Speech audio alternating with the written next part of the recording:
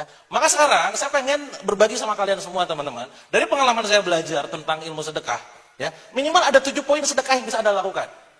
Ini nih pelajarannya nih. Ayo berbagi teman-teman. Ya. Anda jangan lihat saya sekarang dalam artian, wih gila si Kang Dewa, enak ya gini-gini. No, jangan lihat saya sekarang. Saya bahkan pernah lebih miskin dari Anda, Pak. Ada yang pernah punya utang di atas 8M? Saya pernah punya utang segitu, Pak. Dan dalam kondisi punya utang, Anda bisa cross check ke istri saya, ke keluarga saya anti minta-minta. Saya anti bahkan minta orang minta tolong, minta kerjaan dong. No, aku tahu itu mental.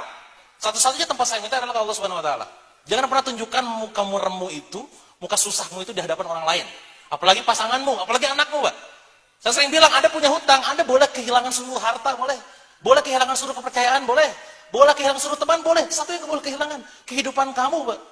Ketika sama istri kamu murem, ketika anak sama murem, hanya gara-gara punya utang 100 juta gitu loh. Nah itu maka jangan sampai kayak begitu. Ya. Maka sekarang saya pengen berbagi sama kalian semua teman-teman. Dari pengalaman saya belajar tentang ilmu sedekah, ya, minimal ada 7 poin sedekah yang bisa Anda lakukan. Ini nih pelajarannya nih. Nomor 1 teman-teman, itu yang namakan dengan sedekah pagi. Sedekah pagi. Jadi kalau bicara masalah waktunya, kapan sedekah terbaik, lakukan sedekah pagi. Kapan Kang? Setiap hari. Ya, katakanlah Anda sekarang punya duit berapa misalkan, ya, sebulan budgetnya sedekah berapa, setiap hari itu setiap pagi alokasikan untuk sedekah. Nah maka buat cowok-cowok, misalkan sholat subuh ke jamaah di masjid, Anda masuk ke masjid, tiba-tiba sholat tahiyatul masjid, qobliyah masjid misalkan, ya, qobliyah subuh, sebelum Anda masukin duit ke kotak infak misalkan. Ya, maka SOP masuk ke masjid adalah buka sendal, berdoa, kalau misalkan ada kotak infak di samping, masukin duit ke kotak infak, baru sholat Allahu Akbar. Kalau yang cowok, ya, kalau yang cewek kan saya nggak ke masjid. Terus saya sedekah paginya kayak apa? Banyak cara. Kalau misalkan ada sebuah program, misalkan sedekah nasi Jumat atau apapun itu, ikut-ikut aja transfer jam 7 pagi, jam 8 pagi, misalkan jam 6 pagi. Buat sedekah 10 nasi bungkus misalkan. Sekarang banyak program kayak begitu. Atau mungkin gini teman-teman, untuk emak-emak, ahwat-ahwat gitu ya. Belanja ke warung, mungkin ke pasar ya, belanja ke pasar gitu kan. Pas udah belanja, beli sayuran misalkan. Yang harga sayurnya cuma sekedar 10.000 rupiah. Ya, semua tuh di bawah 10.000 rupiah. Pas Anda ngasih duitnya 100.000. Si emak-emak yang jualan otomatis, aduh neng, atau ini masih pagi gitu kan, gak ada kembaliannya, benar? Benar. Nah, langsung Anda ngomong, gak apa-apa bu, ambil aja kembaliannya. Kira-kira respon dia gimana? Oke. Ya Allah neng, wah mendoakan semua kan? Iya, betul. Itu yang kita harapkan, angkat tangan, amin. Amin. Nah, itu jadikan SOP. Nah, maka saran saya, lakukan sedekah pagi setiap hari. Ya, setiap hari, jangan putus. Kang berapa nilainya? Terserah sakarepmu. Mau gopek 1.000, 2.000, ya. Terserah, Allah menyukai amalan yang kecil tapi konsisten. Daripada gede tapi konsisten, gitu kan? Nah, maka mulai dari belajar dari sekarang. Sedekah tiap hari, tiap pagi. Dalilnya apa, Kang? 2 malaikat turun ke bumi. Ya, Bukhari Muslim, malaikat turun ke bumi lantas mengadahkan tangan, berdoa. Ya Allah, berikanlah rezeki yang berkah bahkan dilipat gandakan untuk orang yang bersedekah di pagi hari. Yang pertama, malaikat yang kedua berdoa, ya Allah, berikanlah kebangkrutan untuk orang-orang yang pelit dan jarang bersedekah. Artinya apa? Bagiannya sekarang kok aku bangkrut, aku rugi mulu, susah hidup susah mulu gitu. Jangan-jangan atas dasar doanya malaikat itu. Benar gak? Dan doa malaikat itu makbul banget tuh.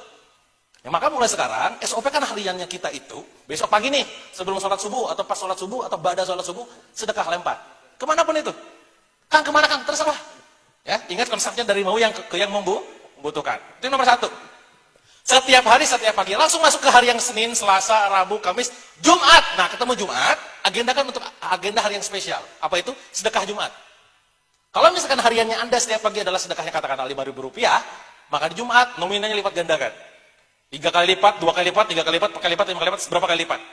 Bahkan sekarang ada fenomena di mana sekarang ada gerakan yang namanya nasi bungkus. Ya, si Jum punya Mas Ali Raditya, pelopornya, silakan lakukan.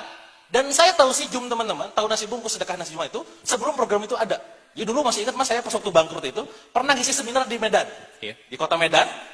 Saat saya ngisi seminar, tiba-tiba pada saat coffee break ada bapak-bapak di belakang, dia pakai baju biasa gitu kan, ngobrol. Mas, nanti malam tidur di mana? Oh, saya di hotel, apa ya saya lupa, saya dijemput sama panitia. Oh, nanti kita malam makan yuk, ngobrol-ngobrol gitu kan. Kalau saya kan namanya orang peserta di belakang ngobrol kan dikirain siapa gitu kan. Benar. Oh, ya gimana nanti aja deh Pak, saya tergantung panitia kan, saya mau ngikut panitia. Saya bilang. Iya. Nah, malamnya tiba-tiba panitia ngontak. Kang, ini ada orang yang mau ketemu. Oh iya siap. Saya turun dari kamar ke lobi. Penampilannya mulai beda. Yang awalnya pakai celana levis kayak gini, terus juga pakai kemeja gitu ya, pakai kaosan nyantai, relax, itu kan usia kurang lebih di angka 45 tahunan, 45 sampai 50 tahun. Ngobrol, Kang, di kamar gimana? Enak gak kamarnya? Ya alhamdulillah, besar gitu kan. Oh iya, ya harus yang terbaik ya. Ya makasih Pak gitu kan. Kang, Ngobrolnya jangan di sini ya. Oh bebas ya, bebas aja. Bapak enaknya di mana? Yuk kita keluar, katanya. Kita keluar. Kita keluar, masuk mobil, dan saya masih menganggap orang ini ya peserta biasa gitu kan. Masuk ke mobil, mobil juga mobil yang mungkin sulit disalip di kalau di jalan tol, mungkin mobil apa kira-kira? Avanza gitu. Sulit disalip, ada lagi gitu. nah, oh ya udah kan saya duduk aja di samping kiri gitu kan. Dia nyetir di kanan, ngobrol-ngobrol, ya Kang, ini, ngobrol-ngobrol, nyampe ke restoran. Kang makan apa ya? Bebas Pak, saya tergantung yang bawa lagi-lagi kan. Oh, yaudah deh, sini yuk, yaudah, turun. Pesan, udah turun. Sini. Ini mana yang terbaik gitu kan? Mana yang paling orang suka gitu kan? Keluarin semua gitu kan. Kang suka, ini nggak suka pedes nggak? Oh, saya malah suka pedes, saya bilang. Iya keluarin gitu kan. Pokoknya kayak nyuruh-nyuruh gitu kan. Ngobrol lah kita santai sambil makan, udah beres makan, terus beres, selesai minum-minum ngopi gitu kan. Kang, sharing atau Kang? Bisnis gitu kan. Enggak, saya juga baru bisnis, bilang. Saya lagi sekarang malah punya utang, bilang. Bapak bisnisnya apa aja kalau boleh tahu, saya bilang. Saya nanya, iseng nanya. Kalau Bapak bisnisnya apa aja kalau boleh tahu? Enggak, saya mah bukan pebisnis, kata dia. Wah, masa? Enggak, Kang, saya mah bukan pebisnis. Saya sih bisnis, ya ada restoran baru-baru ini gitu kan. Ini restoran saya, kata dia. Langsung. Jadi ternyata kenapa dia? Kamu restoran dia. Nah, ini restoran baru jalan 6 bulan katanya. Terus ada juga rumah sakit katanya. Ada juga madrasah, sekolah, ada robotik, ada hotel kata dia. Hotel tempat Akang tidur itu kamarnya enak gak? Itu bintang yang paling bagus di hotel kita katanya. Itu hotel saya. Hah? Pak, itu hotelnya gede, Pak. Wow, kamar saya udah kayak kamar lapangan, Pak. Bisa guling-guling gitu. Waduh, saya bilang ini, entar, ini bukan orang biasa. Yang awalnya gue cuma biasa-biasa doang, langsung beda responnya. Gimana ini Pak? Saya bilang, enggak, saya bukan pebisnis. Gitu. Aku mah ustadz. Gitu. Aku mah guru. Gitu. Masa itu bisnisnya banyak? Gak ngerti. Anak mah ngajar. Yang di Jakarta, beberapa kampus saya sering kali ngisi di sana katanya. Kalau misalkan di sini, saya juga sering ngisi-ngisi dan seterusnya. Nah akhirnya dia cerita, bahwa aku tuh lulusan Kairo katanya. Wah Kairo mah Quran dong, saya bilang. Ya Alhamdulillah katanya. Ya itulah kan. Nah, pada saat ngobrol panjang lebar, saya ngomong, wah ini lulusan Kairo Ustadz Tat, tiba-tiba beda, ngomongnya awalnya Pak, jadi Ustadz Tat. Gitu. Tat, saya kan Medan Tat, pengen balik ke Bandung, masa saya balik ke bawah papa, kasih ujangan dong. Ya. Ujangan pertama, jaga Al-Quran. Ini ujangan pertama nih, jaga Al-Quran. Maksudnya jaga gimana? Antum sekarang kalau dicek di Indonesia itu rata-rata bukan jaga Al-Quran, bukan baca Quran, bunyikan Al-Quran. Pada saat Anda baca Al-Quran, Anda ngerti artinya apa? Gak ngerti, orang baca pasti ngerti, betul gak? Baca bahasa Indonesia dia ngerti Pak. Tapi kalau baca Al-Quran, ngomong gak hafal, gak paham. Itu membunyikan Al-Quran. Nah, ketika saya menjaga Al-Quran, itu levelnya lebih tinggi daripada sekedar membaca Al-Quran, memahami Al-Quran, mengamalkan Al-Quran, tapi benar-benar menjaga dalam setiap hari gitu. Wow, ini amazing banget pesan besar. Apalagi Ustaz, saya bilang, masa cuma satu doang, jadi gue yang kepo Pak. Itu lagi apa? Udah gitu aja, masa aneh tadi mau belajar sama antum udah. Enggak, aneh. Oh, ada satu lagi. Sedekah tiap hari Jumat nasi bungkus kata dia. Ini kisahnya nih. Sedekah nasi Jumat setiap nasi bungkus setiap Jumat. Saya nanya, itu jam 11 malam Pak. Saya bilang, kenapa harus nasi bungkus? Kang, antum ini udah jam 11 malam. Ana ini ngajar tafsir di kampus-kampus. Kalau Ana jelasin kenapa harus nasi bungkus, bisa jam 3 Mas pulang Mas. Ya udah pulang aja yuk, saya bilang kan. Intinya apa? Saya nggak nanya tentang kenapa alasannya, karena dia punya alasan tersendiri. Konon katanya di setiap butiran beras itu ada kebaikan yang dimakan itu kayak satu gitu. Kalau banyak nasinya kan makin banyak tuh kan. Kayak begitu cerita dari dia, simbolnya kayak begitu. Artinya apa? Mulai saat ini sedekah pagi, lakukan sedekah nasi Jumat. Ya, 10, 5, 1, 2, 3, 4, 5, terserah 10. Nanti suatu saat Anda bisa besar, cover untuk 1000 orang. Gitu kan. Monggo. Itu nomor 2. Ketiga, karena waktunya sudah habis. Ketiga, sedekah Ramadan di bulan Ramadan. Ya Ramadan masih jauh, ya, tapi Anda persiapkan dari sekarang. Berikan yang terbaik di bulan Ramadan. Ya. Tahun lalu, tahun ini tepatnya, saya kemarin bersyukur banget bisa jadi wasilah pemberangkatan umroh 26 orang. Dan itu bagi saya pas ketemu orang-orang itu, ya Allah, pas saya ngomong udah beres, Assalamualaikum warahmatullahi wabarakatuh, maju ke depan semua meluk saya semua, ya Allah Kang Dewa. Dan di situ saya mikir Pak, bener-bener tugasnya masih banyak.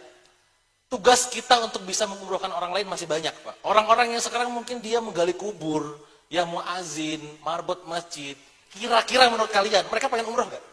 Pengen banget. Bisa umroh gak kalau misalkan logikanya begitu Pak? Iya. Terus bener gak? Nah kita semoga jadi jalan atas umrohnya mereka Pak. Bener gak? Dan semoga next kalian yang menjadi jalannya teman-teman. Amin. Jadi jalan mereka itu. Nah maka bulan Ramadan nanti sedekah yang terbaik. Nah itu bicara masalah waktu. Yang keempat, bicara masalah untuk siapa? Untuk keluarga, kerabat. Nomor 4 kerabat. Orang tua, adik, paman, kakek, nenek, bibi dan segala macamnya. Silakan. Kerabat terdekat, keluarga itu menjadi utama. Ya. Yang kelima adalah sifatnya tuh anak yatim. Ini jelas kita gak mau termasuk orang-orang yang pendusta agama, ya. Kita agendakan setiap bulan bikin agenda sama anak-anak yatim, bagi-bagi di sana, ya, berbagi kebahagiaan dengan mereka. Konon kata Rasul, ibaratnya kita dengan anak yatim seperti jari gini di surga itu kan, maka lakukan itu. Nomor 6 teman-teman, sedekah ilmu. Nah ini solusi buat kalian yang merasa tidak punya uang.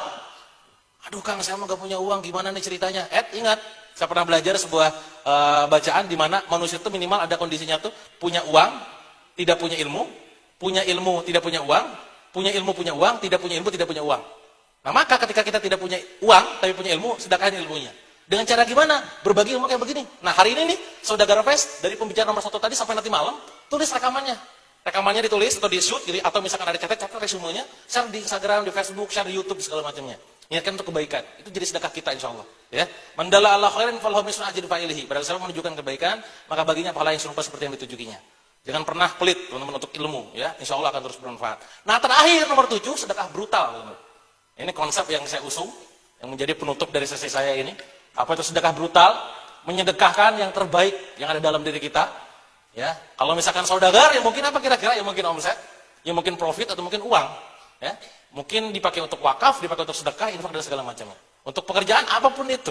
Ya, nah, konsep sedekah brutal itu dilakukan dalam kondisi yang pertama terbaik, nominalnya besar, sesering mungkin, bikin hati gemeter, Pak. Pas keluar itu, nah itu brutal. Kalau masih biasa, biasa. Masih biasa, tambahin lagi. Aduh, ambil jangan ambil. Lepas gitu kan. Nah itu brutal, Pak. Ini beneran. Nah dalilnya tadi, disampaikan tadi sama kawan-kawan kita dan juga tambahannya, lan tanalul birra hatta tunfiqu mimma tuhibbun. Lan tanalul birra hatta tunfiqu mimma tuhibbun. Tidak akan Allah berikan sebuah kebaikan sebelum mereka menginfakkan yang kita cintai. Ya, lan, bahasa Arab itu lan sama dengan lam, tidak artinya. Bedanya apa? Kalau lam itu tidak, kalau lan itu tidak yang selama-lamanya tidak. Lan ta'budu an al-yahud wa nasara gitu kan? Sama. Jadi kalau sekarang hidup begini-gini doang, kenapa ya? Bisa jadi lu belum pernah sedekah terbaik. Ya, maka saran saya buat teman-teman semua, gak harus selalu, tapi mungkin dalam sebulan sekali, lakukan sedekah yang nominalnya angkanya besar, atau mungkin pengorbanan yang sifatnya besar. Ya, nanti bisa dimulai dari hari ini. Nanti mungkin teman-teman semua akan sebarkan sebuah kencang ataupun itu, monggo isi yang terbaik. Niatkan tadi ingin buktikan keimanan bahwa Allah Maha menunaikan janjinya. Kita bismillah, ini adalah awal dari saya ingin menjadi saudagar muslim yang kaya raya.